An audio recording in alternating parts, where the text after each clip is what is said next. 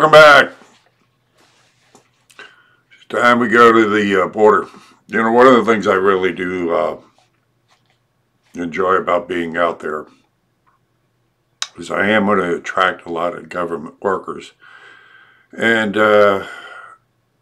getting the behind the scenes, because most people have got a clue about what our government agencies do, or government agencies or government agents do. So having the opportunity to ask them questions about how our money is being spent is revealing.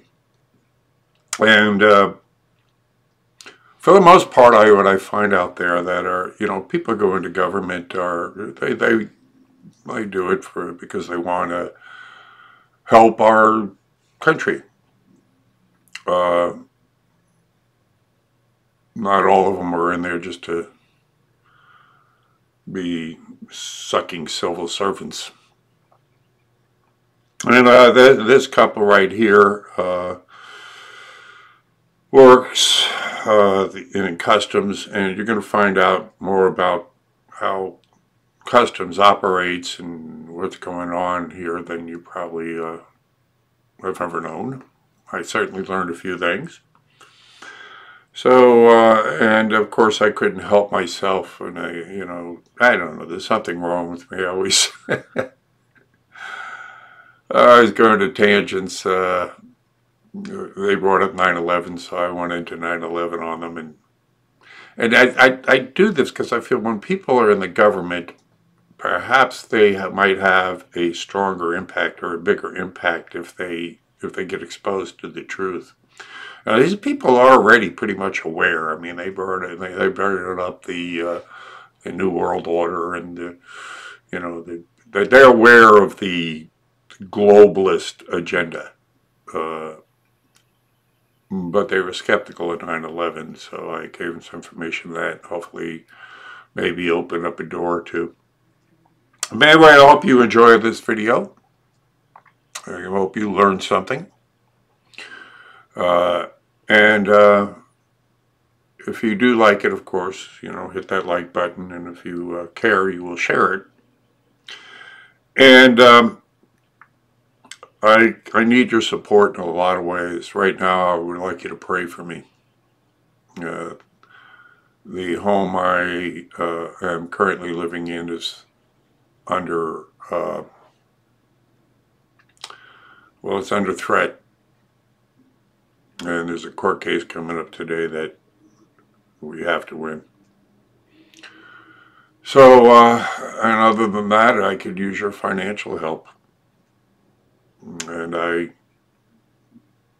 always feel a little bit, I don't like begging for it. It should be given, but it is there. And I'd like to see, some people purchase more of my designs, or just give straight up to my PayPal account and help me out financially, because money goes a long way in curing a lot of ills too. But I need your prayers. So I want to thank you. Remember, hit the bell button and subscribe again if you've already subscribed, because I do knock them off. We are fighting a spiritual battle on a material plane, so please give me the material I need to stay out there. God bless you all. Let's get to this video, and I see you on the street. We both work for U.S. Customs. Do you really? Yeah. That's getting real close to retiring here in the next couple of years. And what do you work out of airport, or what do you? No, man. We got me and her worked our way into a non-uniform gig 11 years ago. The 26th of this month will be 11 years ago. Went into a program that was created after 9/11.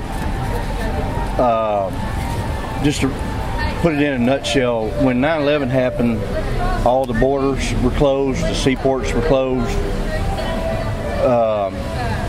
and within a matter of a few days, these big importers like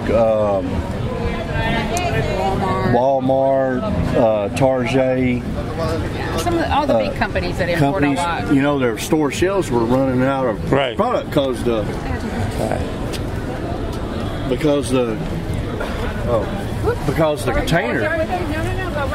containers were getting held up at the seaports, because they were saying inspect everything. You know? I guess I took. Well, about 7 or 8 companies come to the government and said, "Hey, you know, we got stores we need to keep supplied. This is getting kind of ridiculous. You know, we need to come up with this idea to where those of us that want to have a secure supply chain coming in, that we can get our goods in and keep our business going. Money's everything. So they created this program called Customs Trade Partnership Against Terrorism. And so the companies volunteer with the help of these 7 or 8 companies and the government. Ma'am. Yes. They created this program, and they created some minimum security criteria.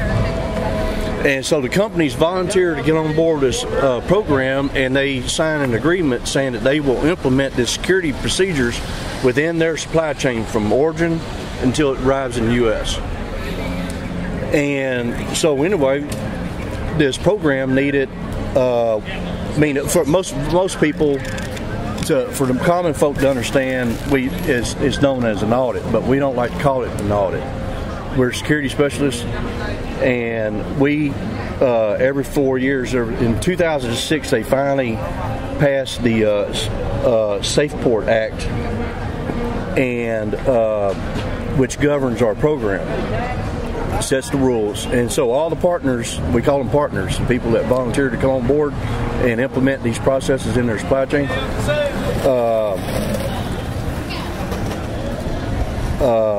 The SafePort Act says that they have to be validated by one of us at least once within every 4 years. And we, every 4 years when they're due up for validation, well, we schedule them, we set up the validation, and we go visit them. Like if you're an importer and you're importing a widget from Jakarta, Indonesia, I might choose that supplier, especially, I'm going to look at your imports, who your customers are overseas, and I'm going to make a determination, where the most high risk is at the point of origin, and I'm going to say, okay, I'm going to go visit your customer in Jakarta, and because he's like 15% of your annual business, for your whatever you're importing. And so your job as an importer is to try to gain cooperation from your suppliers to implement these security processes at the point of origin. Have a secured, like in their shipping area, where the product is finally, it's complete, and it's staged, and it's ready to be put in that sea container or go to the airport for air shipment, that it's controlled. Only the people that work in that department are the only people allowed to be in that department. And you got physical security processes, you got access control processes, and that's what we do. We go overseas to verify that you have all these processes in place. And this works like clockwork. I mean, it works pretty good. Yeah. And the big companies are real serious about it. We go. Well, they would have to be. But let's say big money involved. And there's some foreign manufacturers. Thank you. I took a sample of it. Thank you. There's some foreign manufacturers. They may create a product for several U.S. customers. And so when the U.S. importer goes over there and says, "Hey, we just got involved with this CDPAT program, and this is what it's all about," and because they may target you to come over for a visit, Now, of course, the foreign manufacturer, if he's not related to the importer, he can say, fuck the U.S. government, I don't want them coming over to my facility. But that's up to them, But we expect the importer to gain their cooperation. Now, does this give an edge to the big guys over the little guys? No, anybody can apply. And they get the same type of benefit. Here's, so the people that can qualify to come in the program are importers, carriers, road carriers that cross the Canadian and Mexico borders, and long haul carriers. Long haul carriers are the over the road transportation providers that do not cross the border, but yet they are moving U.S. bound cargo within their country. They pick it up from the manufacturer, and they may move it and then get within close proximity to the U.S. border, and then they transfer it to a crossing carrier. All right, now there has been, of course... And then the manufacturers in Canada and Mexico are allowed to get in. Now there's, of course, a lot of talk about smuggling. Oh, there's a lot of smuggling going on. A lot of smuggling going on. Even companies that are involved in our program get popped. Yeah, I would imagine. Yeah. Here, probably about 5 years ago, when we started seeing an increase in what we call CDPAT, our acronym is CTPAT, and CDPAT companies, especially road carriers, getting infiltrated by the drug traffic organizations.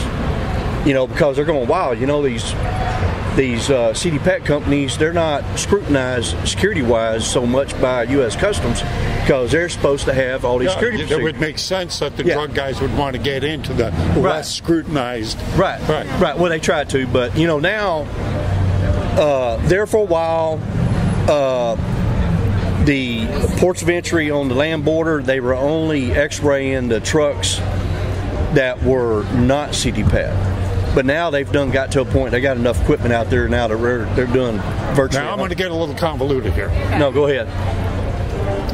The entire illegal drug industry could not exist without the complicity of the big banks and some people within our government, some agencies. Oh, I'm going to tell you right now, man. There's the reason. Okay. We got some contaminated people here in the U.S. Oh, yeah. That have pull, they have strings. They got clout. Yes. And that's why they don't want the border completely shut down. Well, indeed, yes, of course. So I mean, we're basically what we call spinning our wheels. So you guys are kind of like in between the rock and the hard place here. You're kind of like, you've got to play kind of like you're trying to play it straight in a crooked field. Yeah, right, exactly. It's just like your buddy Obama when he was president. What they did was pull all the Border Patrol 26 kilometers off the land border, off the actual, within real close proximity of the land border, that which allows 26 kilometers for the illegals to actually get, and they can get inside the U.S. and then they can pick their whatever routes they're going to meet their next checkpoint. But now they're just coming over, and we just don't have enough manpower down there, and that's why we need this freaking barrier down there. Indeed, indeed. You're on camera right now. That okay? I mean, you haven't said anything that, Yeah, but I don't want it. We don't need our faces shared because we travel. Oh, that good. Then I'll block your faces out. That's no problem. Yeah. Please do that. Because with respect, I will do that. Because we do go into locations that aren't safe for us. Doing our job. I will do that with respect for you saying that. I will absolutely. do that. We travel into Mexico all the time, which there's a lot of Mexico's off limits for us. Yes, because there's so much. Well, in some areas, the drug traffic organizations are in there so thick that our safety is a major concern. So they said, no, you're not. You can't go to this state or that state. Yeah. So just please black our faces. Oh, absolutely. Yeah. I mean, regardless. But now, even getting convoluted. We started out this conversation in respect to because of 9/11. All these things have changed. A lot of things changed. 9/11 itself is suspect. What, that the government, U.S. government involvement? I don't believe that. I don't believe that at all. No, I do not believe that. Unfortunately, I've spoken. Are you familiar with a group called Architects and Engineers for 9/11 Truth? No, I haven't read up. These people that think that there's U.S. Collusion in that, I just don't believe it. I don't know. I mean, there's a slight possibility, but I don't know. It's just hard for me to believe it. I know it's hard to believe. That's why they count on that. Yeah. They don't want people to believe that. But just like there's corruption in the drug business, hardcore, big corruption in the drug business. A lot of people, no, here it is. Well, one thing I do know is that the Vietnam War carried on for so long because there was people making money off of it. I think there's the same, if I may, because a lot of things changed for 9/11, and I got to speak to one of the originators of architects and engineers for 9/11 Truth. This is over 3,000 architects and engineers, and some of them are the best in the world. They've built major complexes, bridges, you name it. And they've, they're professionals, and they've done a study of the collapse. No, they're just physics guys. They're facts guys. They're not involved in the politics of it. And they've concluded that those buildings came down by controlled demolition. And they have the proof of it. And they're suing right now. There's a group of lawyers suing the federal government in New York, suing the state of New York, over the evidence that they have compounded to bring this to light. I have heard the fact that they don't think the temperatures got to a point that would cause the main steel structure to soften to a point where it make it collapse like that. Building number 7 alone has never been adequately explained. Yeah. I mean, that building, from where we're standing... neither one of the towers fell on it. I mean, from where we're standing, from here to that brick building down there from the Twin Towers. Yeah. It was 47 stories tall, housed all 16 of our intelligence agencies, and the mayor's emergency bunker. It was a fortress. Yeah. And at 5:20 in the afternoon, it made a perfect collapse in 6 seconds, like controlled demolition. Nothing hit it. Yeah. No, there wasn't even mention in the 9/11 report. They never explained why that collapsed. Why? 118 firemen. Now, as government employees, NIST, National Institute for Science and Technology, is the go-to people. Anytime something collapses, the government goes to them and says, what happened? If a bridge falls down, they test for explosives. 118 firemen testified to explosives going off all around them during 9/11 in those buildings. NIST did not perform one single test for explosives. Why? So these are questions that, will bring up, well, why? What's going on here? Yeah. Now, was the government involved? Well, why aren't these questions being answered then? See, we don't know. But see, here's my point. Why would they allow, because I know there's segments of the government that can manipulate things to cause something to happen without, and so why would the government go through knocking down the Twin Towers when I think if they wanted us to get involved in a war in the Middle East, I think there's other ways they could have done it. Of course there are, but then there are many reasons. Anytime a government pulls a false flag, it's not just for any one reason. There were numerous SEC investigations that were going on that were coming to light at that time. The places that were hit all housed the evidence of those SEC investigations, so it all got destroyed. So evidence was destroyed, and then you can look at, well, who benefits? Anytime a crime happens, you look at, pro bono, who benefits? Well, who benefited from 9/11? It wasn't us, it wasn't the Muslims. Well, what were we talking about at the time? Peace dividend. Oh, we got, right?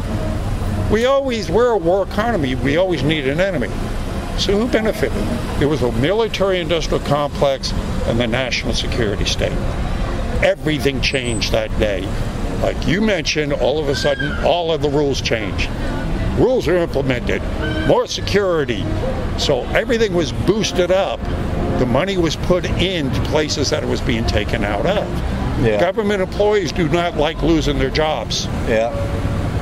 And they sure expanded government after that because of that TSA bullshit. Thank you. That's that is such a waste of money. So when you look at it, unfortunately, and believe me, I don't want to believe it. I don't want to say these things. I didn't want to. When I started out looking into this, I said, nah, come on. But the more I started looking into it, the more questions came up that made me go, oh, God, no.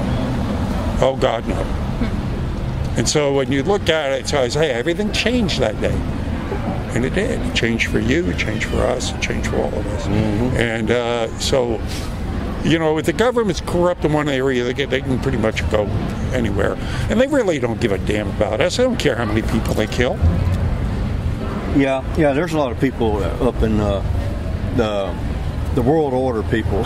Yeah, they don't care. Those people, they don't give a damn. They don't care. I mean, you know about Agenda 21, Agenda 2030. These are all depopulation programs. I mean, when you look up things like AI and robotic technology, I mean, the only reason the elites have kept us around this long to begin with is because they needed slave labor. Well, with AI robotic technology, which you know from being in the import-export business, I mean, I can remember when it came out here, it was actually a longshoreman. Now what do they got? You know, everything in robotics. So more and more, we're being put out of work. Well, Henry Kissinger referred to us as the future useless food eaters. Now, do you really think they're going to put us all in a universal income and little cubicles and have us play video games for the rest of our lives? Yeah, I know. We don't have any kids, man. I'm just glad I don't have kids that's going to face. It's scary. I don't like the future of this country, you know. Go ahead, I mean, because once we lose a conservative Supreme Court, you know, that's going to be the end of the U.S. right there. That Supreme Court's the only thing that's keeping us. Thank God he's packing it with some good people, you know.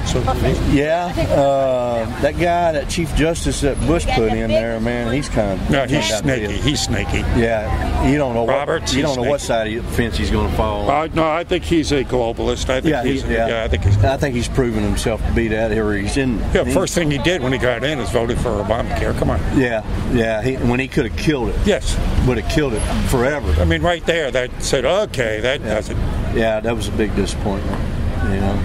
Well, God bless you guys for what you do. Thank you very much for your service and your belief in this country. And just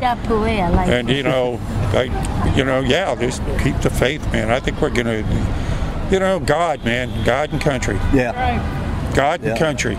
There ain't nothing wrong with God's Bible and amen and patriotism. In the end, that's it. That's the only thing I have faith in. That's what's wrong with the youth we have now.